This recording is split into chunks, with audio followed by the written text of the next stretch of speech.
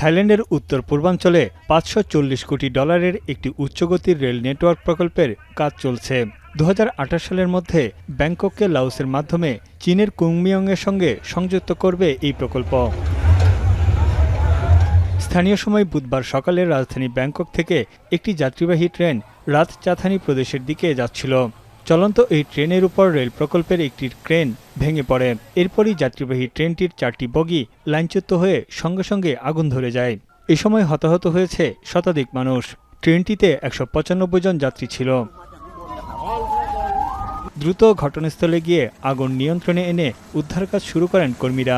ট্রেনের বেশ কিছু অংশ কেটে বের করা হয় মরদেহগুলো। মৃতের সংখ্যা আরও বাড়ার আশঙ্কা করছেন উদ্ধারকর্মীরা। নিহতদের পরিচয় শনাক্তের প্রক্রিয়াও চলছে।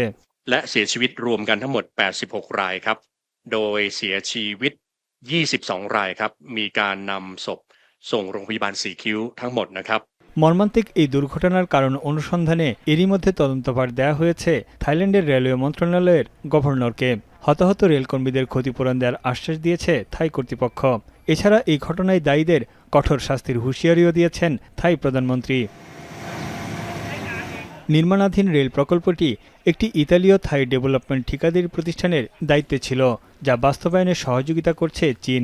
দুর্ঘটনার পর উদ্বেগ জানিয়ে প্রকল্প ও কর্মীদের নিরাপত্তার উপর গুরুত্ব দেওয়ার আহ্বান জানায় বেইজিং। 我们注意到有关事故的报道，对事故造成人员伤亡表示慰问。中国政府高度重视项目和人员的安全。我们也正在了解情况。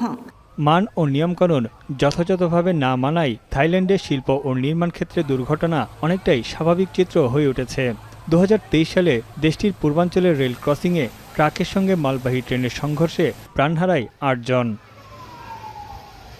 তানভীর জনি, এখন বিশ্ব।